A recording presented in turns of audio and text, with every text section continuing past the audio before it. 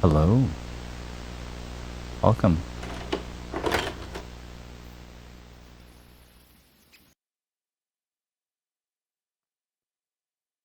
We're going to play a little bit of Kentucky Route Zero. It's been a couple days. Oops. I always do that. Continue. Hi. I hope you're having a good day. I'm doing well. Myself. It's Friday's Eve today. Bit of a busy day today. I'm kind of getting familiar with my new position. Right.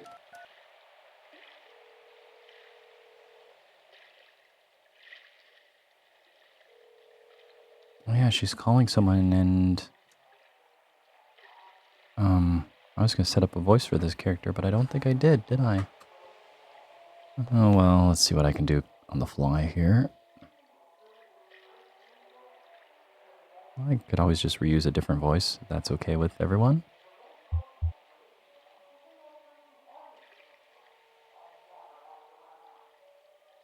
Hey, thanks for calling.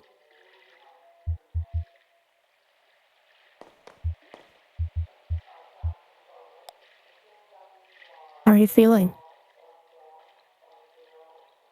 Pregnant. I couldn't get settled in bed, so I was just watching TV.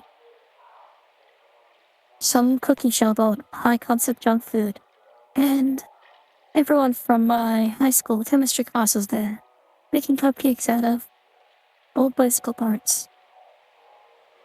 I think I might have dozed off a bit, actually. Honestly, this baby can come out whenever he wants. I'm completely over it. Don't rush it. Just try to get some rest. That's what Eric says. I guess it'll happen when it happens. I mean, obviously it... Oh, the phone line makes a horrible sound.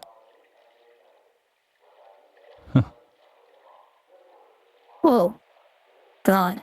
The falls down here are such a mess. Hey, Kate. Really appreciate you checking in. I have your pager number, and so does Eric. Just in case I'm too... distracted or whatever. I'll let you go. I should try to eat something.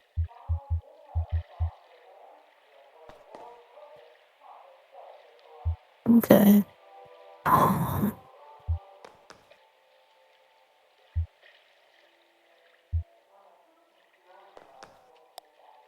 Try some of that lichen oil I left, just to help settle your stomach.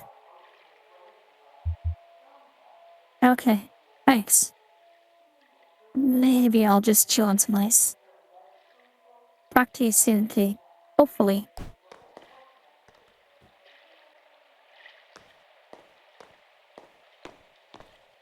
Oh. Yeah, I was wondering why it seemed like she knew some, well, kind of like medical practices, or seemed versed in it anyways. Just checking in on a client. Did I mention I'm a birth doula?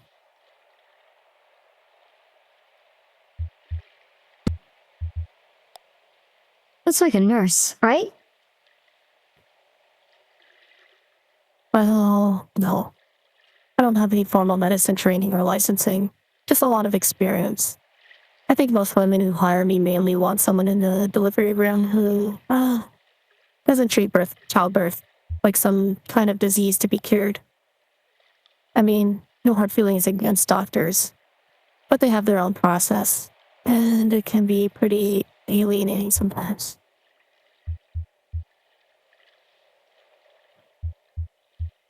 Wow. How does that fit with being a tugboat captain? Some women choose to come labor on the boat, actually. For the rest, I have a backup, just in case I can't get back to dry land in time. I've been lucky and only had to lean on her a handful of times, out of several hundred births. You'd never believe how many people are just born all the time. Your friend went back aboard?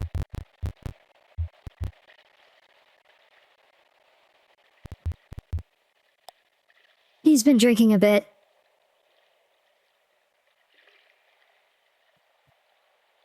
Oh, I should have pointed it in. Oh, missed it. Pointed him in the head.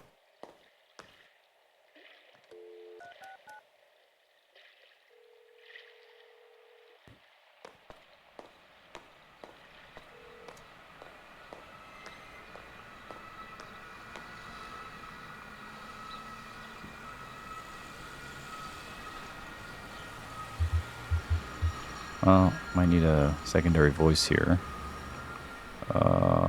1 second.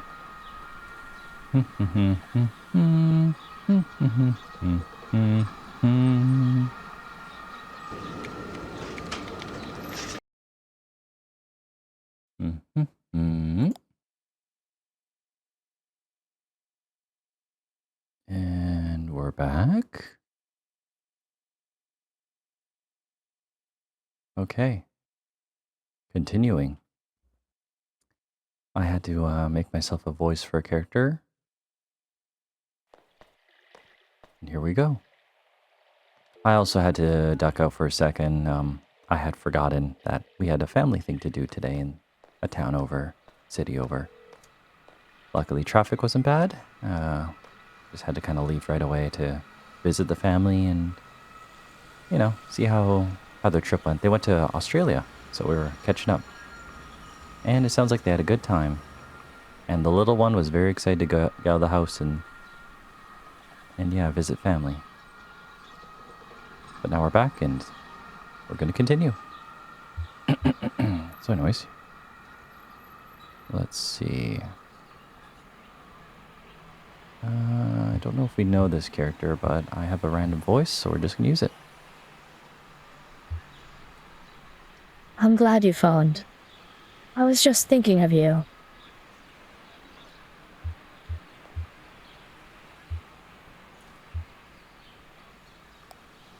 Sorry I didn't call this week.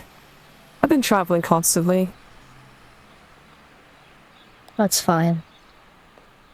I visited the hospital yesterday.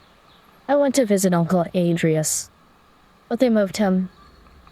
Now he's in a hospice care facility run by some old Polish nun. Everyone says it's very nice. I asked them about visiting and they said he didn't want any visitors.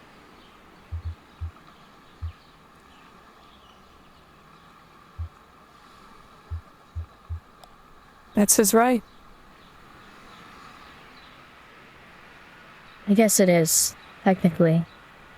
Clara, I don't think it's really what he wants. If you came to visit, he would see you. All those afternoons you two would go drinking beers by the river. Don't you think it would mean a lot to him if he could say goodbye to you in person?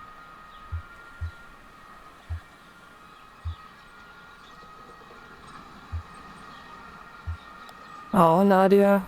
I'd never make it back in time anyway.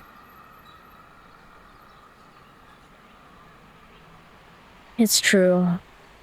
You're a long way from home, Clara. I suppose it can't be helped. Oh, here's Mother at the door. We're going to try again to see him.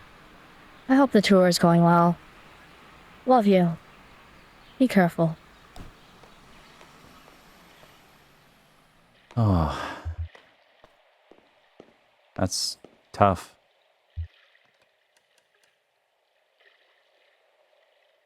Yeah. When family gets sick, it gets complicated. Sometimes people don't want to see you when they're at their worst, unfortunately. It depends on the person. But in some instances, they want you to remember them at their best. So they might not want to see you when they're at their worst.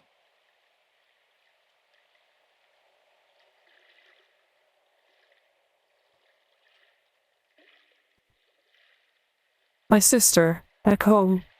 She's very depressing to me this morning. My uncle Andreas is terminally ill and refusing visitors, and Nadia is making a stir about it.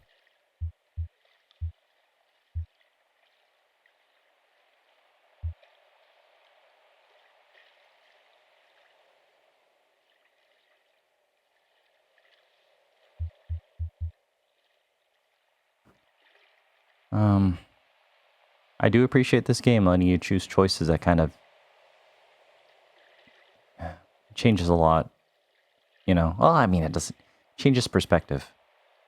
I could say it doesn't bother you that your uncle's refusing visitors, or I'm sorry to hear that. Are you close? Both are decent questions, and I guess it's just up to us to decide what we're more curious about, at least in this situation, right? I'm gonna ask this one. I'm sorry to hear. Are you close?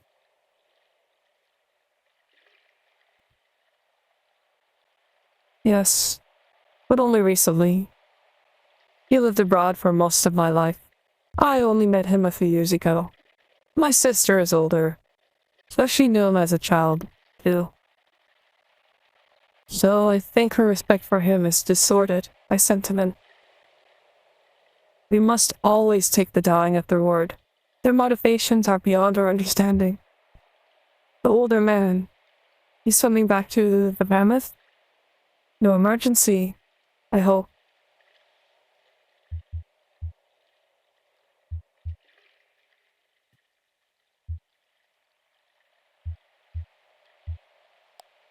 He's looking for the toilet.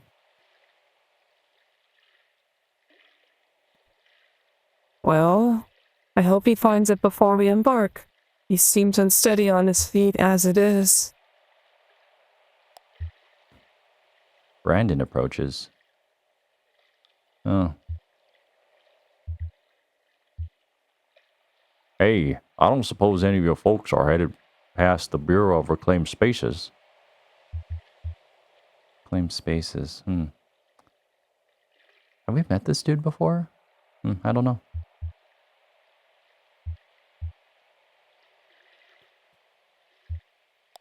Not on this run, but we'll be coming back this way in a few hours. Well, I may still be here then. It's no big deal. I'll just hang out and read or something until it's time to head back to work. Hey, you folks traveling with that old guy, right? With the leg? Is he okay? I saw him earlier tonight. He came by the storage facility for some files. He totally bit it on the staircase. He's okay, though, right?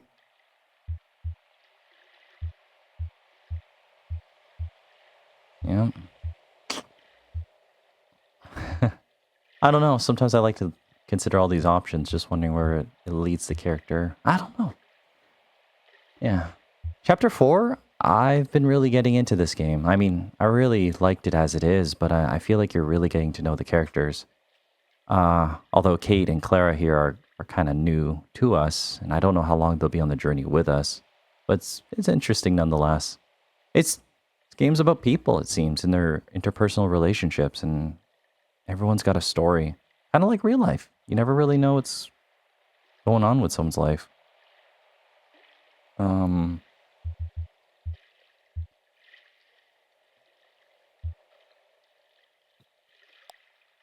He just seems preoccupied to me. Yeah, I got that feeling too. Back at the storage facility, he was asking a lot of weird questions, and he seemed distracted, like, spiritually. Well, have a good night. Or, morning, almost. No.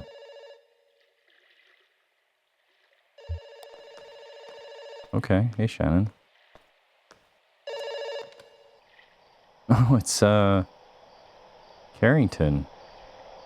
Oh, shucks, I forgot what Carrington's voice was. Oh,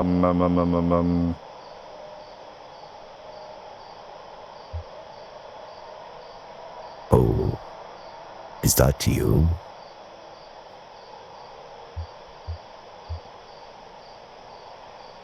Okay, actually, I have to pause and review old footage. I'm just curious. 1 second. Made it this far, might as well stay consistent.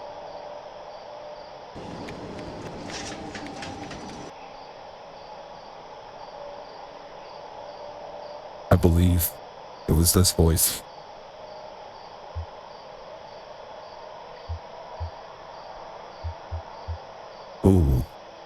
Is that you?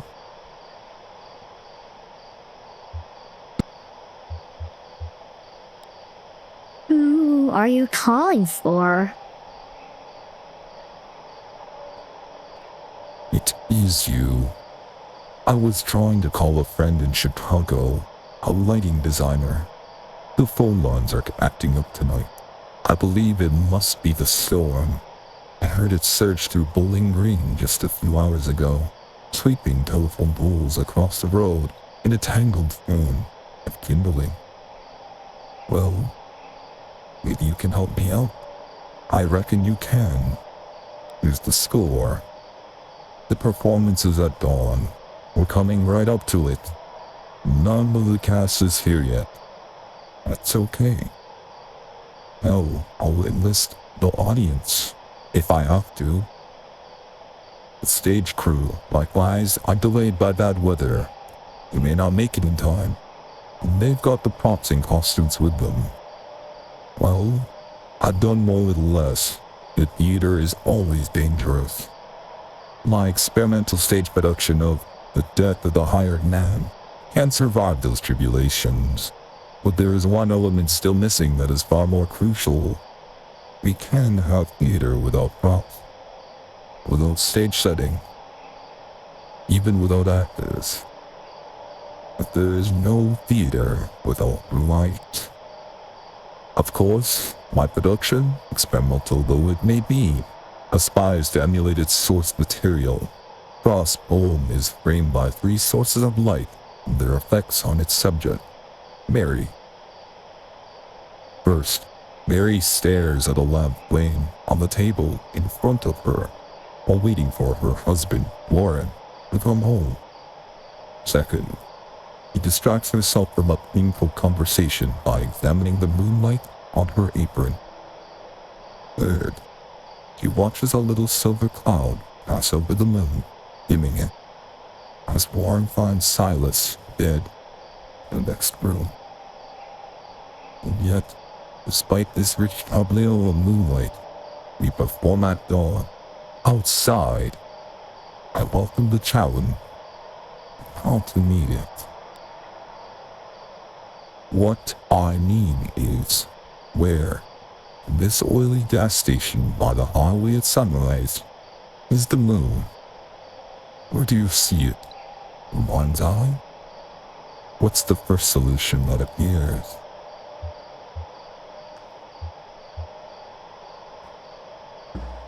Okay. Our eccentric buddy from...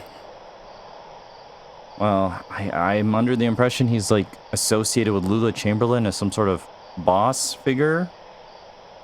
Some sort of, I don't know, wherever she was working. And he was just casually hanging out with Joseph Wheattree, aka the gas station attendant. Kind of a loaded question. Ish.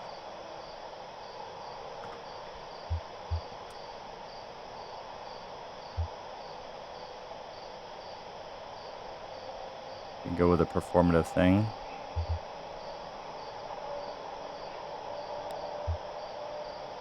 Have an actor play the moon, dressed in white.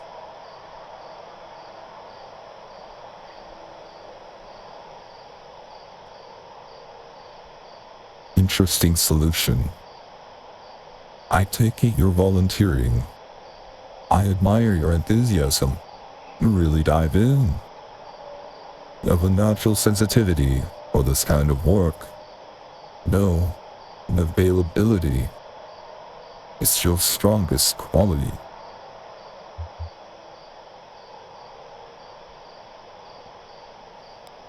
That's my strongest quality.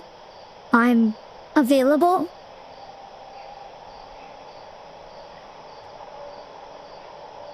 It's a quality I feel is habitually sold short. Keeping oneself available, open to the vagaries of chance and experience, requires constant maintenance. It's a quality we have to nurture in ourselves. Our natural instinct is to close ourselves off from risk and opportunity.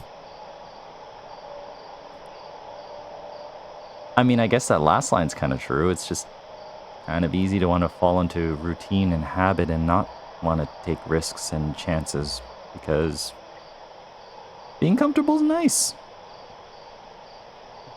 But I guess sometimes the situation arises where you need to get a little bit uncomfortable and take chances. No risk, no reward. Wow, I can talk. Acknowledging I once happened to meet said, "Why make art? To quiet the mind, make it susceptible to divine influences." That's the kind of availability few of us ever attain. Well, I hope you make it to the premiere. Though it's coming up very quickly and I know you're still traveling. If so, I'll see you here at dawn. Safe travels, and thank you, as always, for your insight. Did they really even talk that much?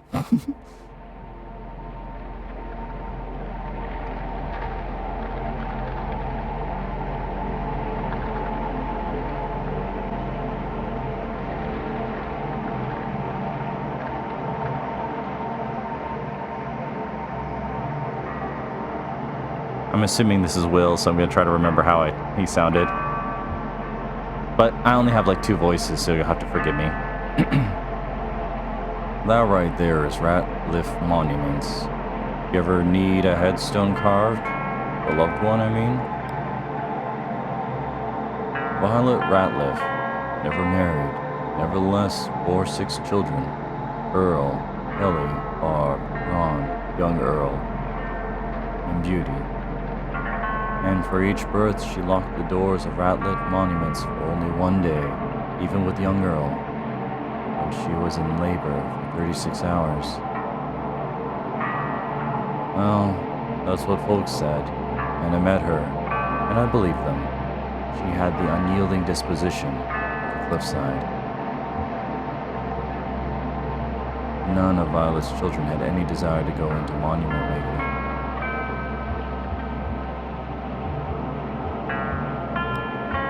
Beauty thought it was all a bit ghoulish. There's some truth to that. Very little demand for monuments to living, after all.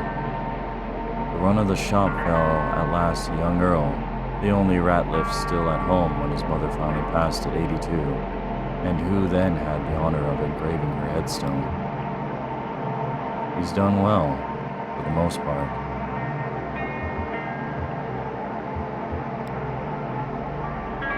The shop was damaged in a flood several years ago. The showcase, the mock cemetery out front, was mostly washed away. Stone monuments, bobbing violently in the first torrent of the flood, eventually sank and spread along the channel bottom, downriver, an elongated graveyard for no human loss, visited by eyeless fish and adorned with indifferent wreaths of algae. If a few stray stones ended up at the bottom of Lake Leth, too, you'll never know. Young Earl is the last of his short line, professionally, and there's nobody around qualified to carve his monument, so he's already claimed one of those at the bottom of the river himself.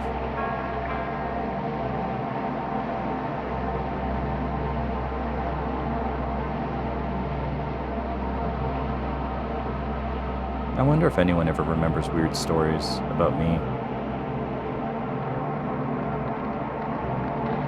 Kind of like in that tone. Some sort of extended Dean lore. If so, I hope it's good. I hope it was positive knowing me.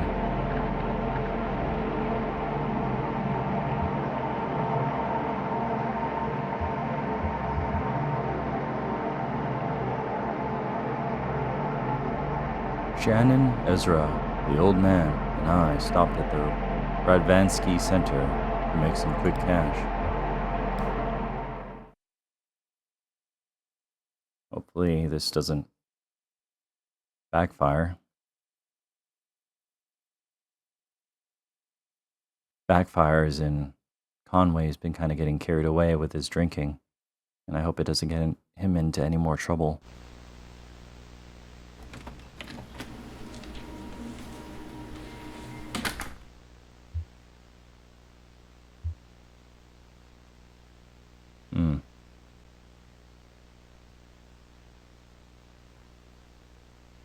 Good morning.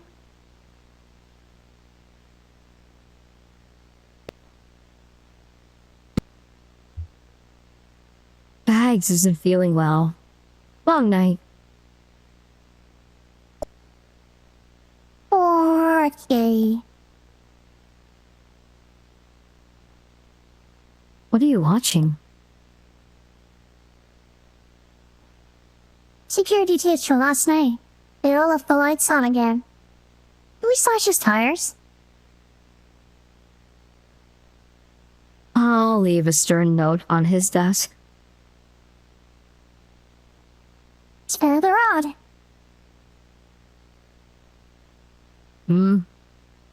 What are we doing today? Right. This is weird. You know that old vending machine? The one that only has tomato juice? No, the old one they just stopped refilling. Remember? We rolled it out onto the dock last August and some scavenger stripped it for metal in the middle of the night. They all cut his hand cleaning up after them, and it got infected. Remember? No? Okay. Anyway, the rest of it ended up in the coat room until, finally, Daryl was piling it into a big bag for the trash barge to pick up. And he came across this box, lost behind all the junk. Check it out. This looks old. Yeah. There's a bunch of videotapes and completed questionnaires. I looked up the reference number, and it's never been processed. So I guess that's what we're doing today. There's no date on it. We'll just have to make one up. Unless there's some footage of a calendar or something in here.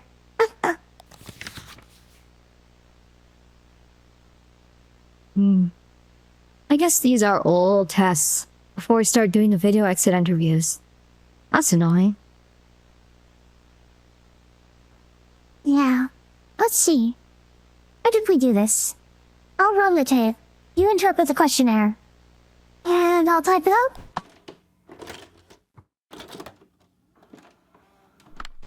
Testing.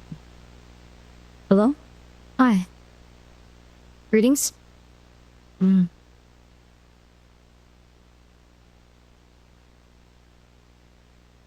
Testing. Hello? Hi. Huh.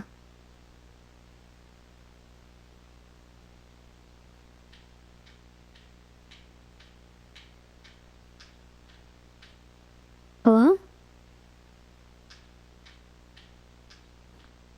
Sorry, I was just making sure my audio is good. What is this sudden jump? This is Shannon. She looks like she's in some sort of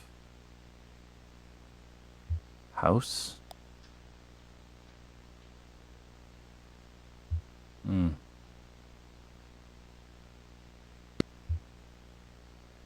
The modernist bookshelf with the fancy vintage turntable. So ostentatious. So Daryl. What? That was my bookshelf. Oh no. But you, like, grew out of it or something, right? It ended up in the lab somehow. I keep my books in a pile though. It's easier to find what I'm looking for. Never. What shelf is that book on? Only, well, it's somewhere in the pile. Right about it. Okay, so we went from... I don't even know what's going on. It clearly looks like Shannon, presumably. She's dressed up in her kind of getup from what was it called? The Musty Mammoth? I forgot what the boat's called. Why is she being recorded? Who are these people? When is this?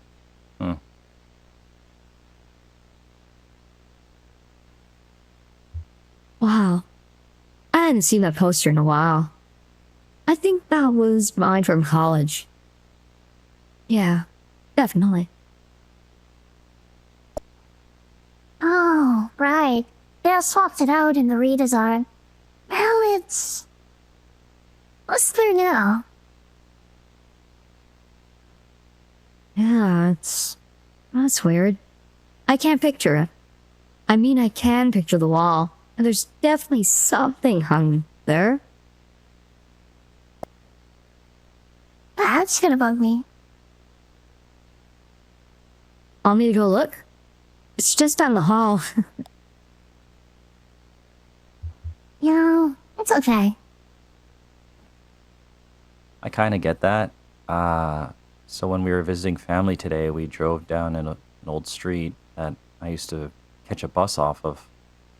And right behind the bus station where I would have sat, like, probably for a year, a new building was being constructed.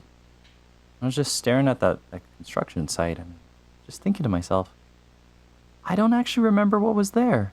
There was something there, but what was it? It's gone now. All I see is what's being built now, but I just for the life of me can't remember. Because whenever I was at that bus stop, I was always looking for the bus, either to my left or waiting for the one, I guess, across the street coming from the right. That would let me know that it would loop back around. Sometimes you just get so familiar with things being in a certain spot that when it changes, it's like, Looks like some sort of test. Kind of zoom in quite a lot. It's a stage of some sort. Why?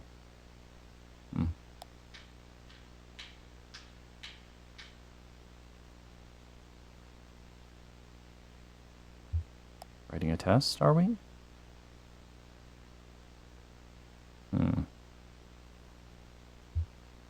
There should be some basic information. And the first control test. Subject's general disposition.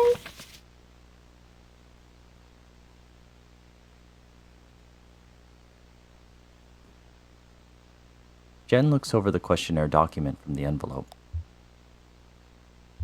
Question. Why are you here?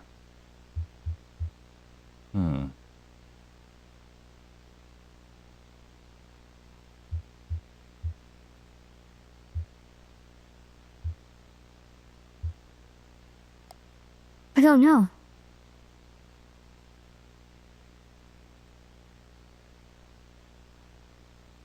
Permissive. Demographic category. Question. What's the first thing you remember?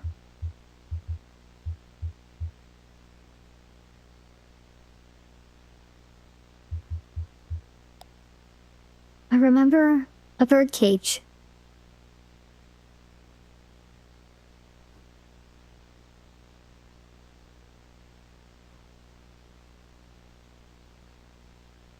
Mid-20s. Do you think we should use the old categories? Or the new categories? Oh, right. Will the computer even still take the old ones? They're still in the menu. Okay. In that case, put in precarious. Sure. Oh. I forgot. Name? Says Barkeys on file. Wow. Barkeys? Are you sure? That's what it says. Do you know her?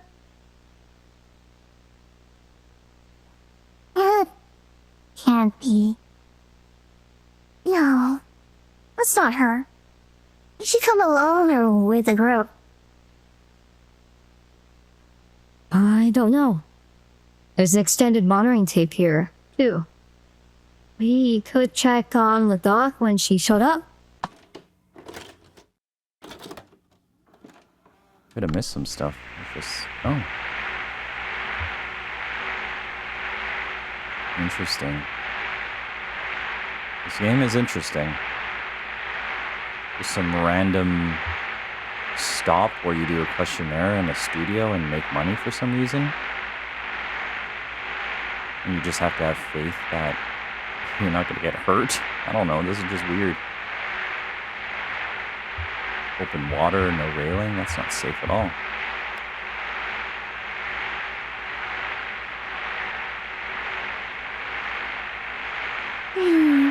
No, definitely not.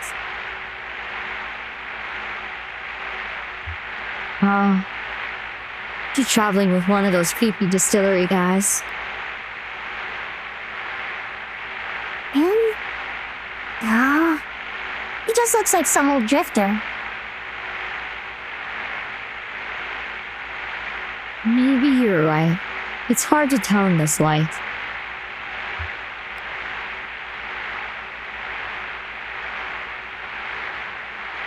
Oh. It's... Wait. Who is that? I got an melody. Why? I've never seen him before. Really? He looks so darn familiar. I thought maybe he was a former intern or something. He's a little old for that, right? No, I don't recognize him. Sorry. Real deja vu this morning. It's spooky. Sorry. It's one of those days, I guess.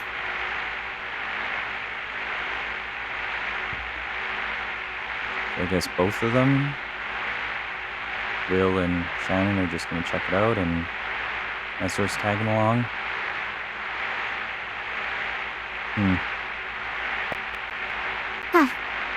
I guess the old man is on dingy guard duty. A noble assignment. So, who was this lady? Oh, right. Oh, you remember WEVP-TV? No? Okay. It was a community television station.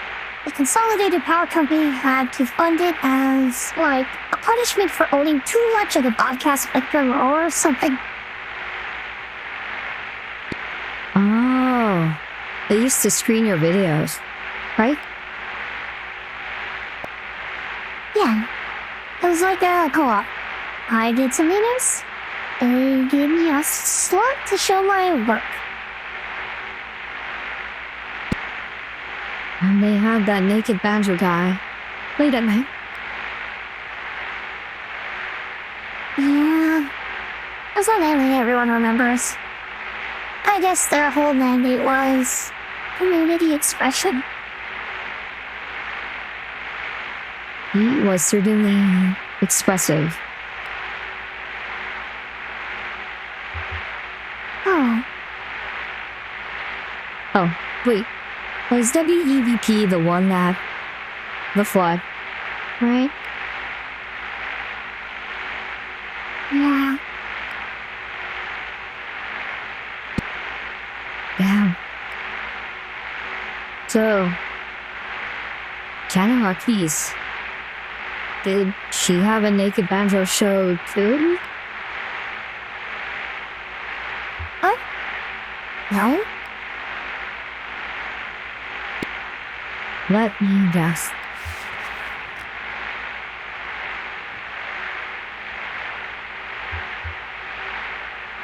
Which of the following sentences best describes you?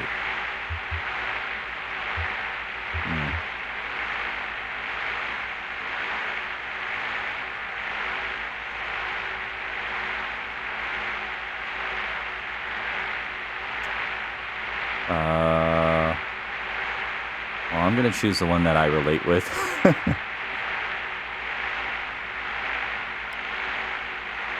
I am haunted, unable to forget.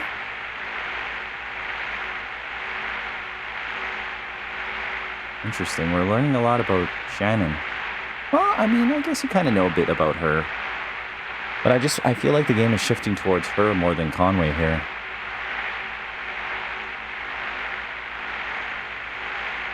She had an exercise show? No, I've never heard of Shannon Marquise. It was a Weaver Marquise, I knew. She worked at the station for a bit.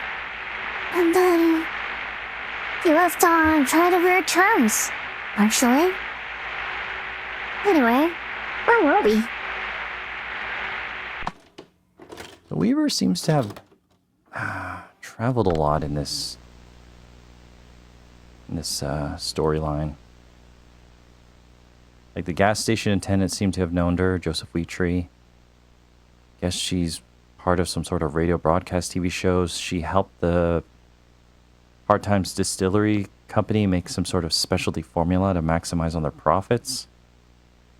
I feel like there's other things she had. I mean, I guess she would have been on the boat, left a VHS. Who knows what it's all about? Anyways. Okay. How do we rank her from the control test? Question. Without turning around to look, please describe the following objects. Bookshelf.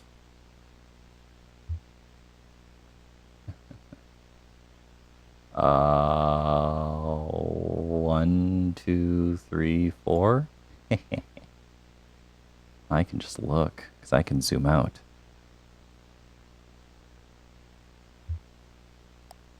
It has 4 shelves. It is shaped like a transformer coil. It reminds me of a library. Question. Poster.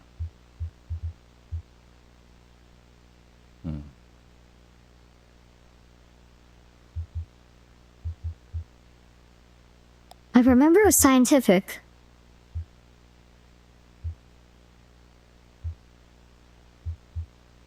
I have a poster in my workshop. A vintage advertisement for vacuum tubes. Question. Lighting.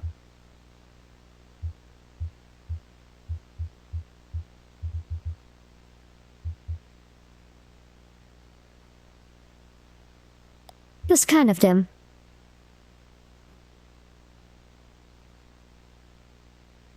I mean, I think I see like fluorescent ceiling lights, which I guess can be dim depending on how well they work. Your mileage may vary.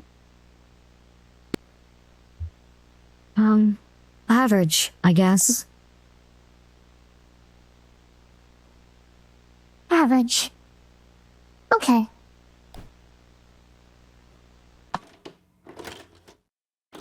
I realize that the voice I'm using for Shannon and the character named Jen are kind of similar. I hope that doesn't ruin the immersion too much. And now the room has reorganized, or is she just in a different area?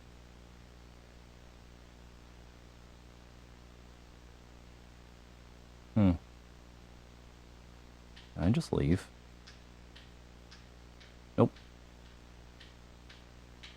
Okay, so I guess it's all about, look at stuff. Well, it seems like the only one we can interact with is the pair, for some reason.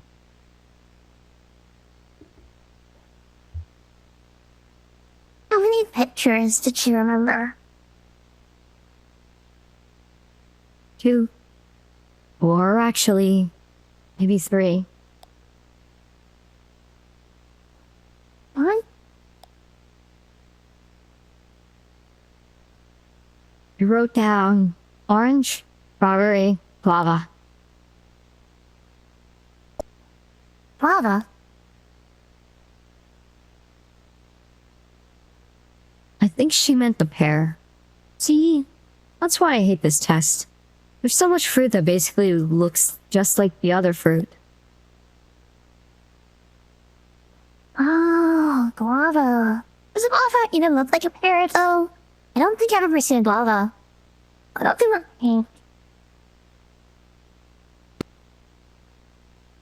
They're just pink on the inside. You wouldn't confuse a real guava for a real pear. But in one of Daryl's crude watercolors, And I can still clearly tell that's a pear, even on video. yeah, you and I can. But we already know it's a pear. She could be remembered wrong, or just identifying what, to her, is much more likely fruit to appear in a painting, based on any number of cultural, social, geographic, you know? You can't say anything in her response to help clarify? Let's see. Question. Describe in detail any sensations that accompany your memory of the pictures. Oh.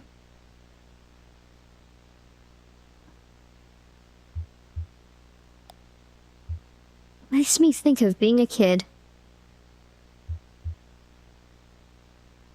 My mother gave me some mushed up guava once to cure a toothache.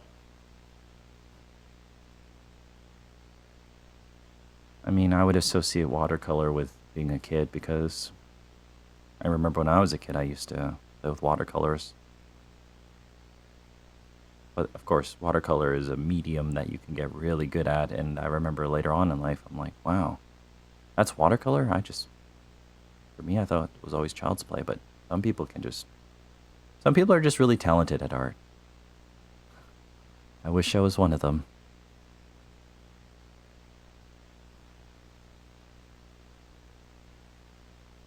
Not really, just some sensory memories of guava.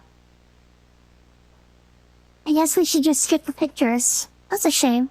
It's really hard to measure memory degradation in some of the later tests without this one as a baseline location reading scenario. I've been saying we should just use photographs. Watercolor paintings already have the quality of a half-remembered dream, anyway. Like they're inviting you to forget them, or somebody else already forgot them for you. Like a mama bird feeding her chicks cotton candy. Photographs are... It's not that they're more accurate or true, but we think they are. They put you in that mindset. They have authority. So, yeah. Oh, with the watercolors, I say. But then poor Daryl would have nowhere to exhibit his work.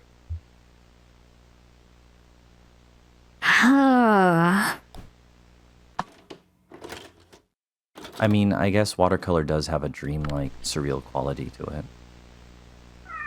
But, you know, Jen's opinion there about watercolors is subjective. And I wonder, at the beginning of this deviation from a, normal boat ride, it made it sound like this happened a while ago, so it's just kind of interesting. Well, I mean, it sounds like it happened a while ago, but I don't know. Things are different now, according to the characters Mimi and Jen here, who are reviewing this footage. Right, anyways. Yeah. Look who this. Aw. I miss that kitty. I forgot what became of the white one. Her name was Coconut. She disappeared without a trace. Easy come, easy go. I wouldn't say easy. I had to leave food on the dock for a week before she'd come inside. I only stuck around for a month or two. You probably saw quite a lot of her. I remember you were working nights then. It was a nocturnal creature. That's right. I remember. Interesting. Is this part of the test or just distraction? What's this? Sort of object? Food? Like a can of something?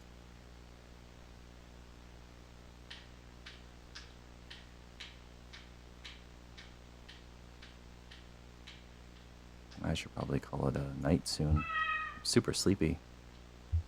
Last 3 days have been very, very busy. My buddy Scott and my son's cousin, you know, the one I talked about probably a couple times here, maybe. They swung by on Tuesday. I fried up some burgers on the barbecue. Some steamed hams. Delightfully devilish. And then Wednesday I played some Blades in the Dark with my D&D group online, which, you know, staying at home, but basically I have to rush home and prep dinner and stuff and then get to that right away because of time zone differences. And then today we had the family trip thing to the other city over. So it feels like I've been busy for the last 3 days. Hence the lack of video games, I guess.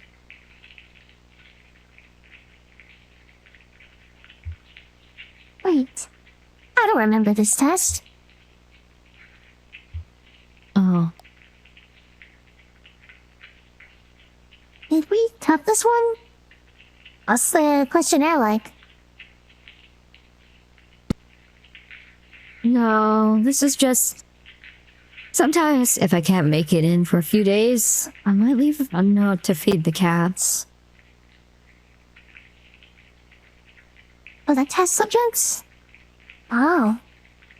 How do you know they'll do it?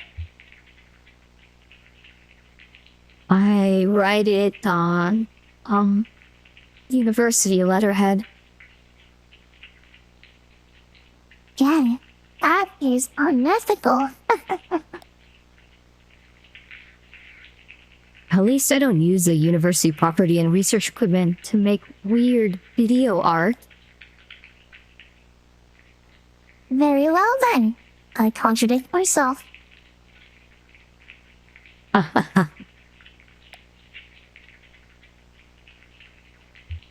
I wonder which is the nobler transgression. I'll settle that question. It's nobler to feed kitties. Maybe the cat follows them onto the boat.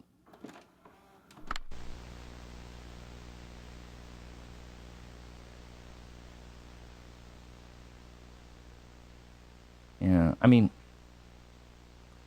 I'm sure this will make sense soon, but it might not. This game is kind of just weird. But I guess, you know what? I guess it makes sense for them to come to this place if like Will or whatever, someone on the boat, the musky, the mammoth, Kate's mammoth boat thingy. I'm sure if one of them was like, hey, this is a weird place where if you do a questionnaire, you just get money at the end. You know, I guess Shannon had that workshop that she was living in that she got kicked out of. So, I guess it makes sense for her to try to make a couple bucks.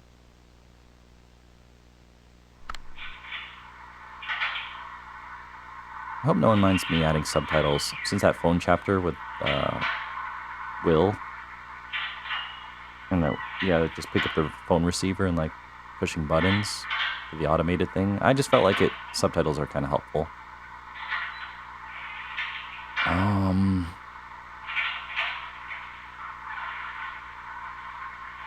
I was just seeing if I could interact with it. Oh, okay. This is before the CD players.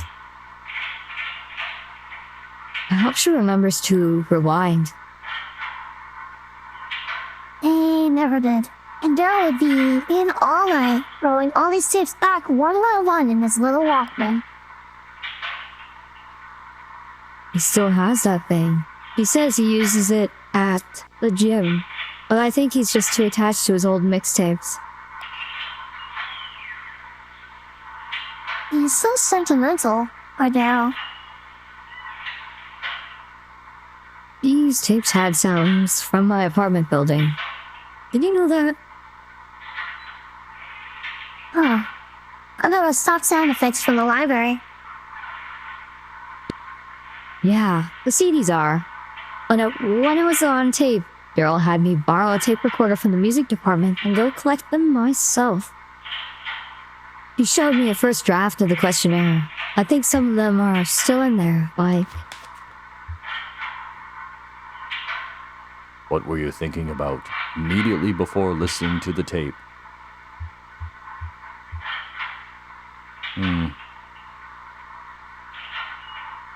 What was I thinking about? I was thinking about my job. But I feel like Shannon would be thinking about her cousin. Because it sounds like they had a close relationship. I mean, me growing up, I felt like I was pretty close to my cousins too. Work for me was kind of busy. Did I talk about it earlier? I don't remember. I was doing some management stuff. Getting into the management stuff. I was looking over some blueprints.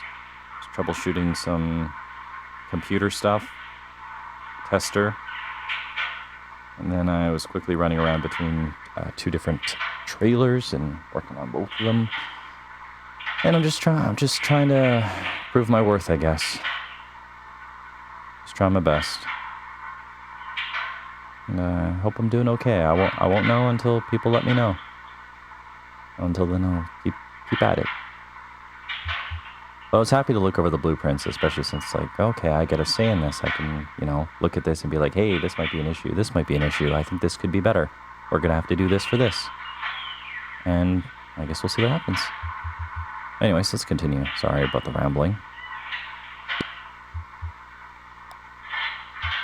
I was thinking about my cousin.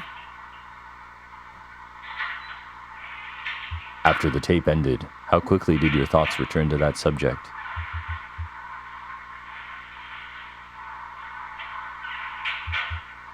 I never really stopped thinking about it. Yeah. I mean, depending on who's important to you, you might think about them every day. Like, I'm always thinking about my son. I'm always thinking about my mom. And, from time to time, I actually think about my cousins, too. I really should reach out to them. I just don't know what to say. Sometimes the passage of time, you just grow distant, and it's hard to be like, hey, we used to draw a lot together. And that was awesome. They were, teaching me, like, muscle anatomy and stuff like that, and inspiring me and encouraging me to draw. Sorry we grew apart for some reason. I don't know what happened.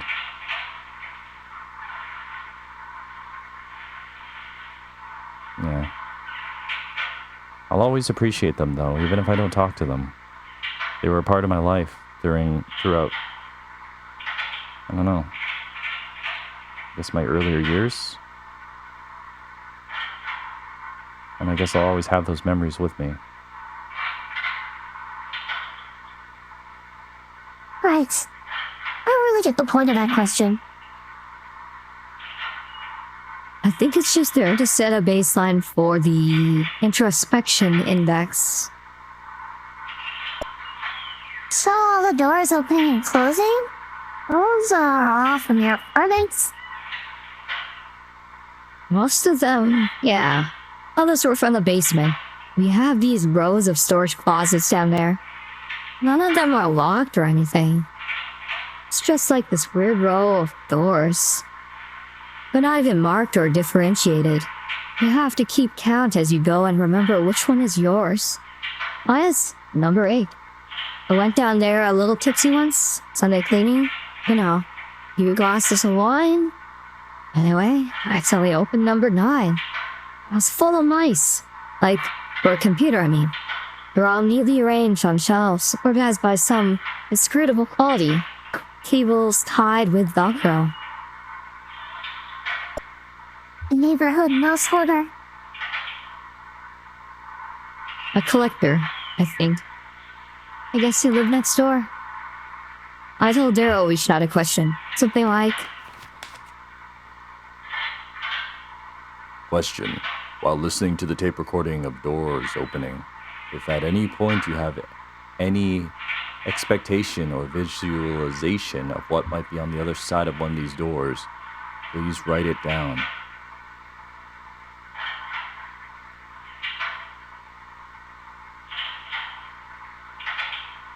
Honestly, to me, it makes me think of my kitchen because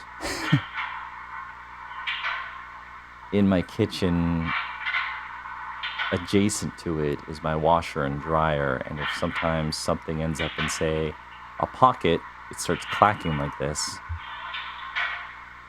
So we're gonna go with that one. Glass door. It sounded like a kitchen door. I guess I'm basically telling the game who I am.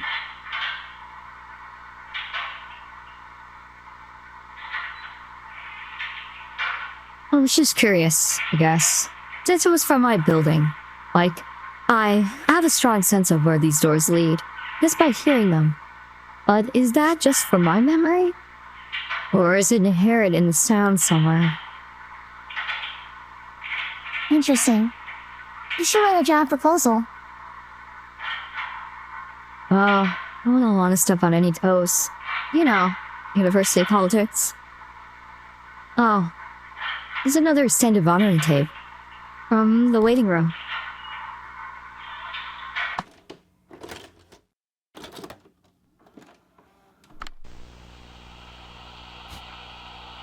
There's our boy Will. Zoom out a little bit. Definitely has kind of an office feeling to it. Oh, you know what? This kind of reminds me of like a walk-in clinic where you see a doctor and like a little thing plugged in the wall and like a chip in the wall there. Push open doors. So, does this game take place before CDs? I guess it's hard to tell I don't even know what year this game takes place in. Just her comment about the tape recorder was interesting to me. But I don't know. I just figured people are just being resourceful with what they have.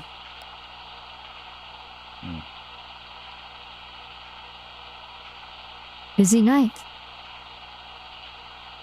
Here he is again. Sleeping. Where do I know him from? It's going to drive me up the wall. Does he work at the university? Oh, that sounds familiar. Yeah, I think he might have worked there a long time ago. Maybe when I was in undergrad.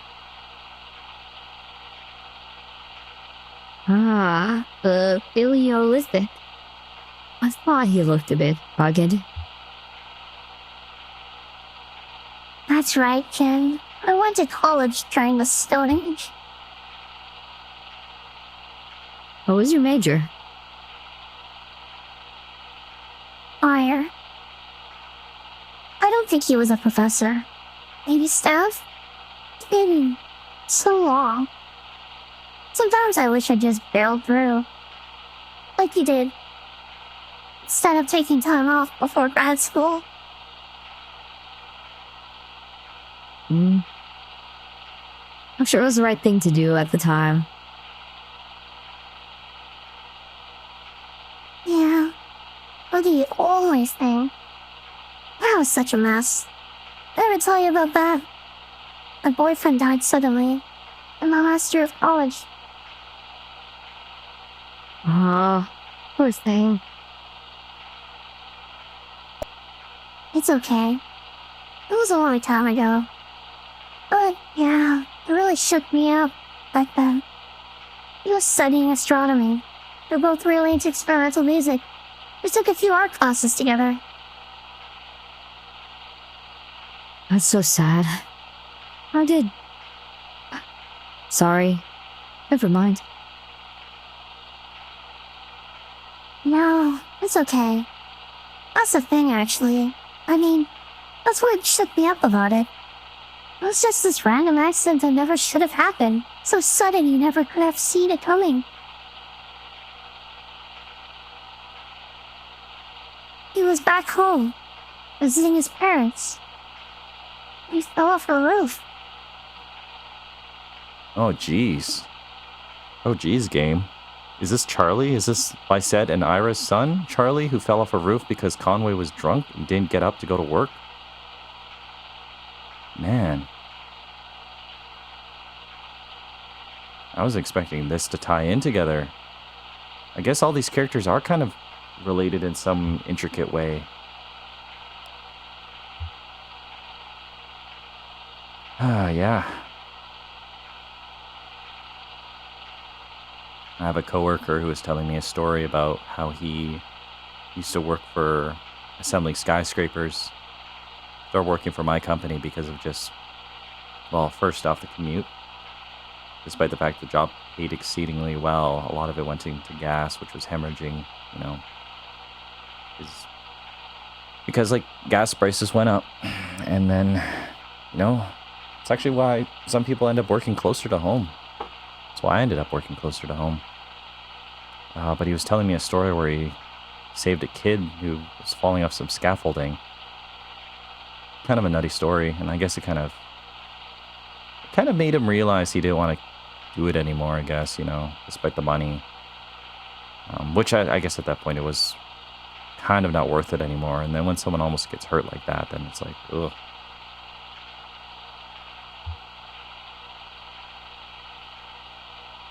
Damn. I know what you mean. You can't predict that kind of... What do you call it? Freak accident kind of thing. My psychiatrist says that's why I'm such a pessimist. Well, Mimi, first thing I gotta say is good for you for seeing someone about it, because death is heavy. And it can be a burden. Death is hard. Wow. I think you're remarkably upbeat, all things considered. I mean, you know, that thing with your boyfriend in the roof? But also what happened to the TV station? Acts of God. You think? No, I mean that's what you call it. That's what you say when it's nobody's fault.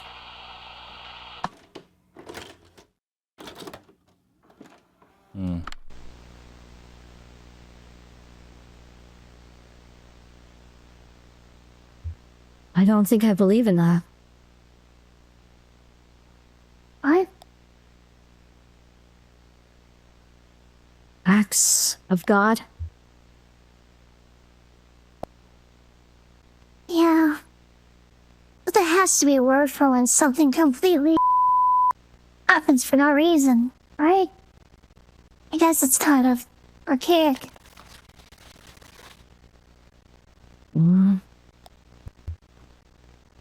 Jen flips through the questionnaire. Question. First, please use the blank space below to describe your general feelings about television. If you have difficulty summarizing your emotions succinctly, I don't know that word. Hey, if you're watching this, I'm sorry. There's words I've never said out loud. Or read, ever. I've read words like expiation, but I've never read succinctly. We're gonna continue. Or have too many different feelings to fit in the blank space. You may also use the back of this paper. I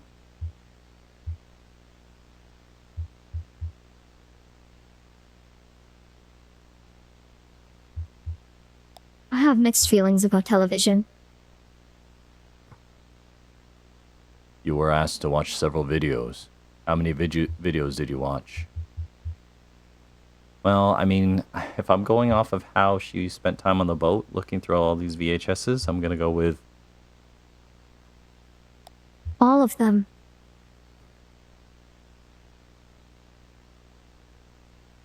I mean... Yeah, I have mixed feelings about TV too, I guess. It depends. Anyways, I gotta stop rambling. Speaking of the TV station, you were saying something earlier about that other Marquise girl. Oh, right. Sidewell Weaver. Yeah. What exactly happened with her? Said she left on weird terms. Yes.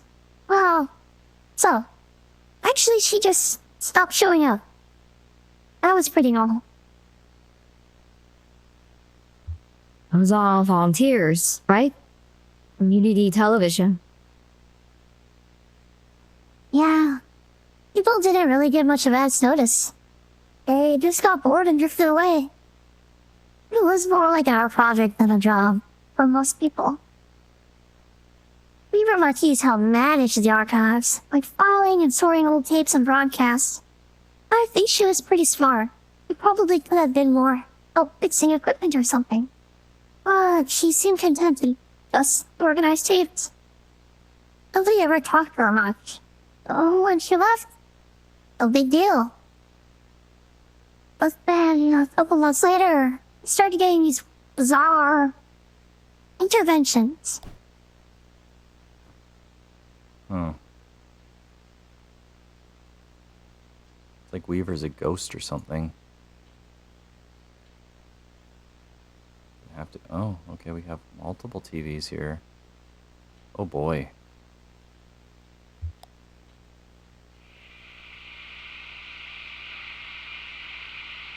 Huh.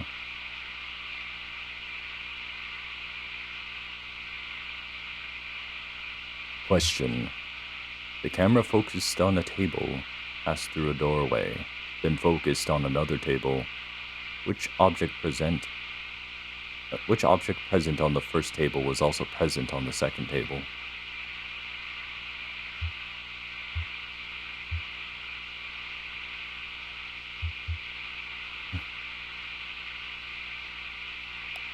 The picture was too blurry to make anything out.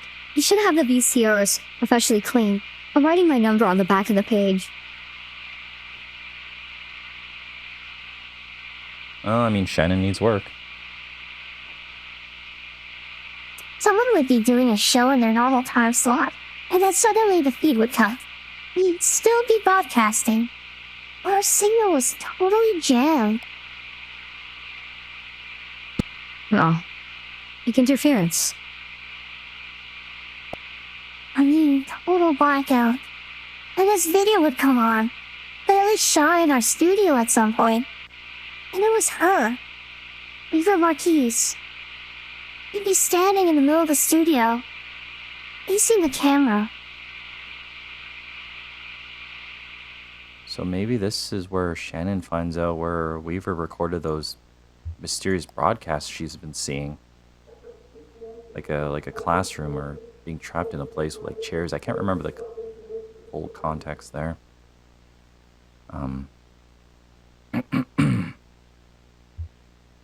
At the beginning of the video, you were asked to make note of a memory from earlier in the day and associate it with one of the objects on the table on the screen. Which of these objects did you choose?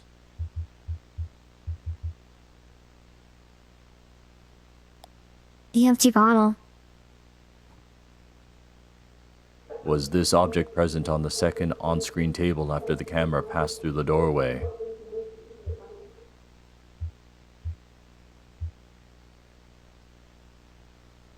Not the same one, but another one sort of like it. Oh, interesting kind of questionnaires thingy.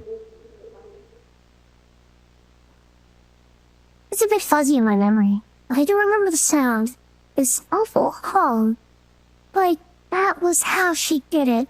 She made a hum so sinister it drove our signal into hiding. Yeah, I guess this game maybe takes. Oh, I don't know. Early 90s, maybe?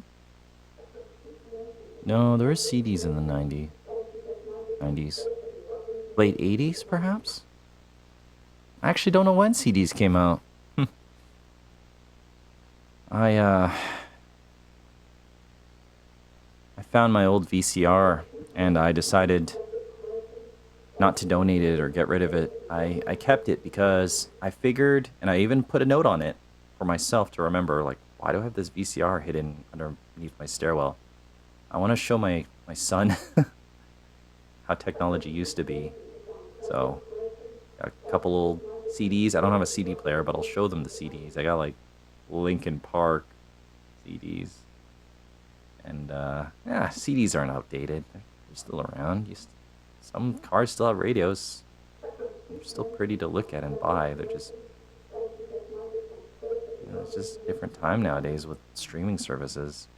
But the VCR I kept because it's like, this will be interesting to show them how it used to be before streaming services, before you could just push a button, watch so many shows at the tip of your fingertips. Tip of your fingertips, you know what I mean. Tip of your fingers. I'm tired. I should go to bed. I gotta work tomorrow. It's Friday. I had such a busy day today with all that running around. I don't know why I'm doing this to myself. But I guess if I'm not playing video games now, when am I gonna be playing video games?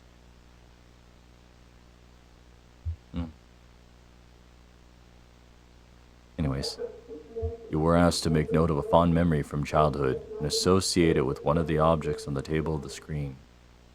Which object did you choose?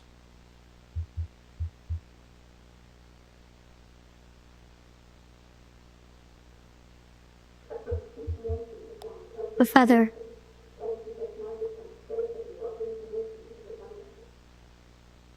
Was this object present on the second on-screen table after the camera passed through the doorway? I forget. Don't think so.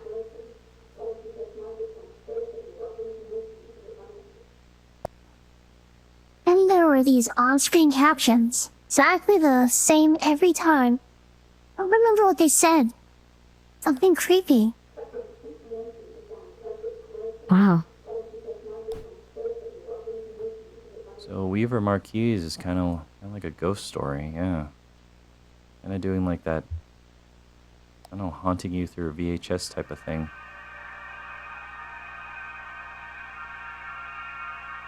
Question. The video began in one room and passed through a doorway into another room. In each room, a piece of music was playing.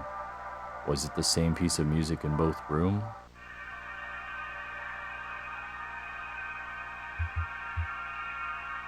They sound different to me.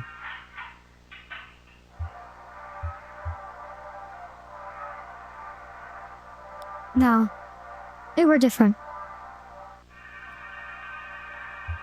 Was the music in the first room optimistic or pessimistic? I think the music was optimistic. Was the music in the second room optimistic or pessimistic? I think the music was pessimistic.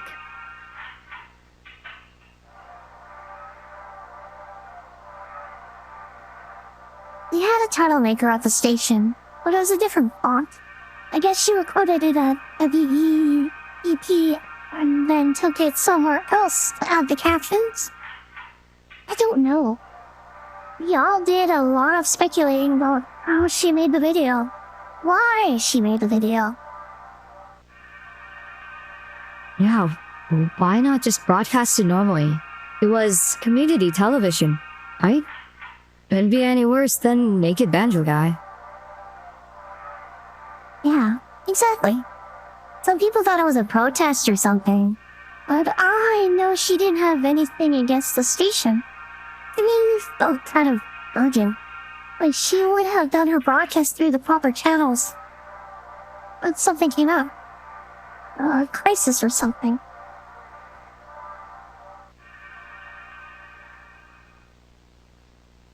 So Weaver is maybe just sending an SOS of some sort?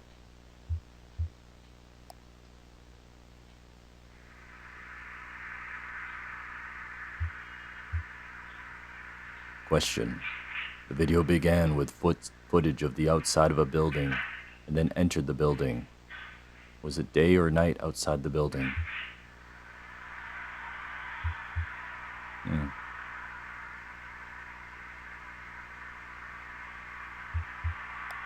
It was day.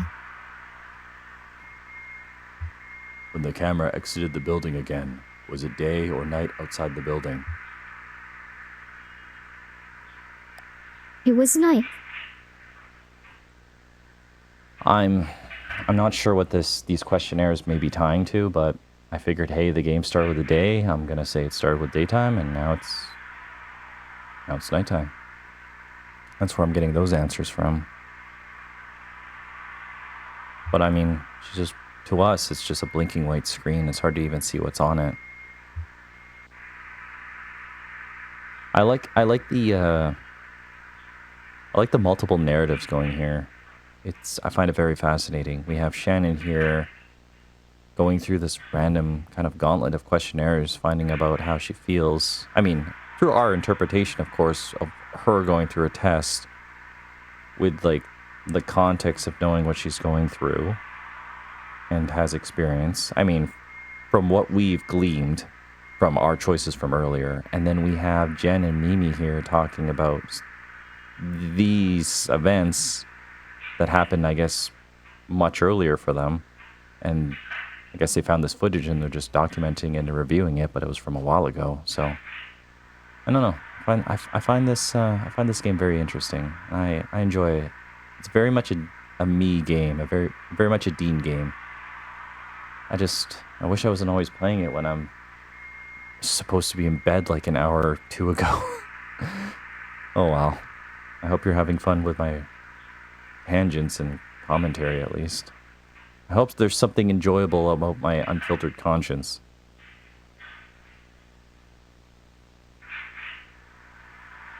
How often did it happen? A lot. Dozens of times. It went on for years. We even thought about asking the police to look into it. But it's so hard to locate a pirate signal. I mean, it could come from any direction, you know? It's all just waves. Exactly. Even still, it's interesting that this game has some sort of like underground maze, like tunnels and society going on that still functions like the top side.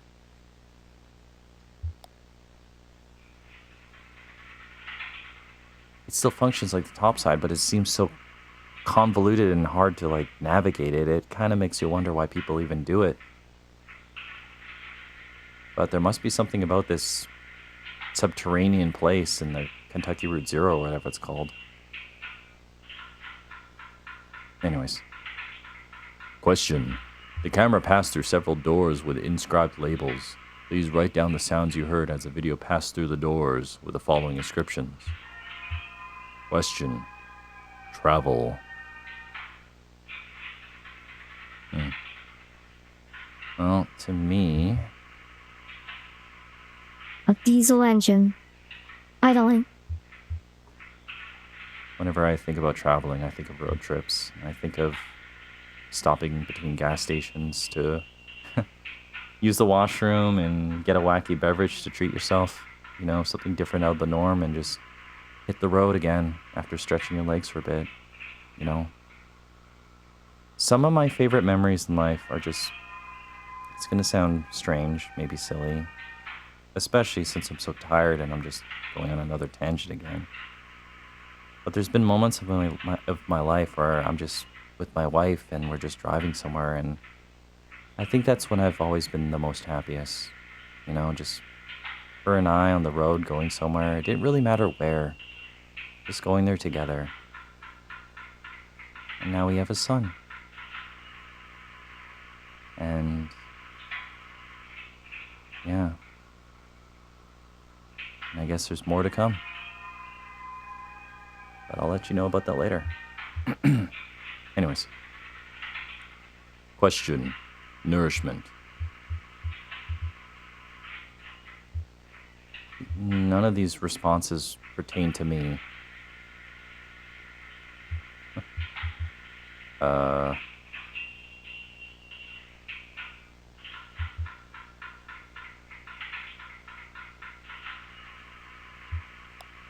someone hammering on wood.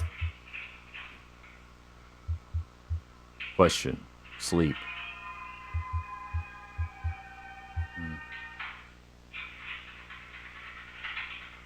Music.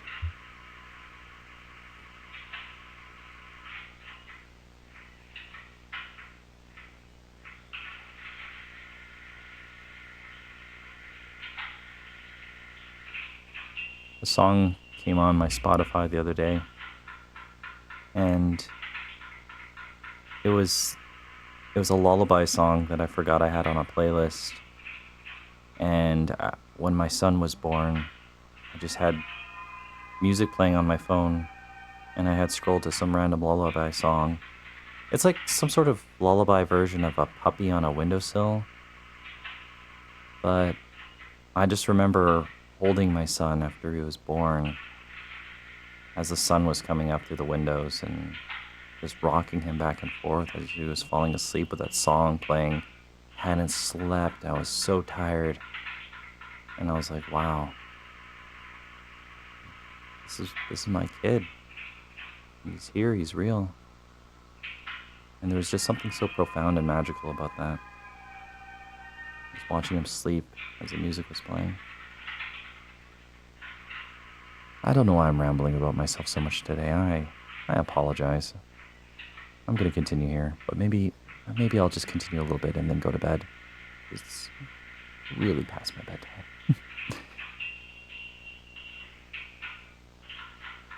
This video showed up again right before the flood. Actually, I think it might have been the last thing we ever broadcast. Yeah.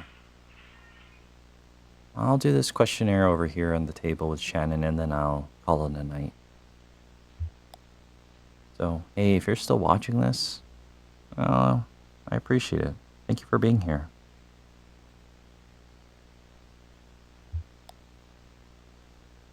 I don't know when or where you are, but I appreciate you being here.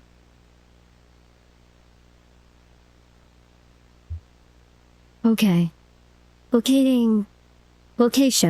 Locating effect on emotional memory.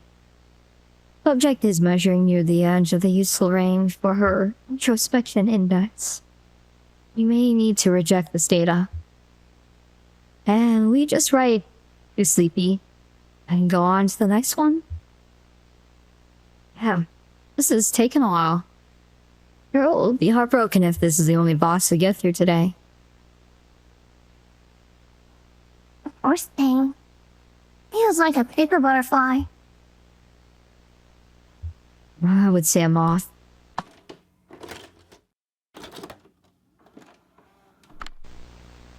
Okay. I think we'll end it here. Looks like we got a choice to make, go left or right. But I think I need to go to bed. I gotta get up for 5 a.m. tomorrow, which isn't early, but it's early to me. Your mileage may vary.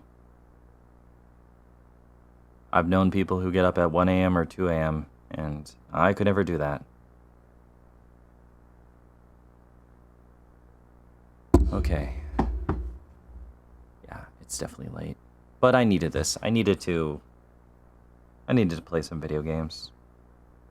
I love people and I love, I love being constantly busy. I do. But there are moments in my life where it's just like, I wish we didn't need to go out all the time, but we have to. I mean, we don't have to. I don't have to. But I want to be there with my son and spend time with family because you never know. You never know when you won't be able to. And one of these days, I'm not going to be able to. One of these days, I'm going to be missing these moments where I just get off work, I boot up a game, and then like, oh yeah, we got to head into the next city over, visit family. And it was good. They fed us really well. I ate way too much. We surprised them with some t-shirts. It was a good time. And we shared and made memories, and it was good. Yeah. Okay. I'm going to bed for real this time. So you, have yourself a fantastic day, evening, afternoon, and take care of yourself. There is only one you. And though I may not know you, I have a feeling you're an awesome person. And I appreciate you for being here. So, yeah. I'll catch you later. So, you have a good night. I'll see ya.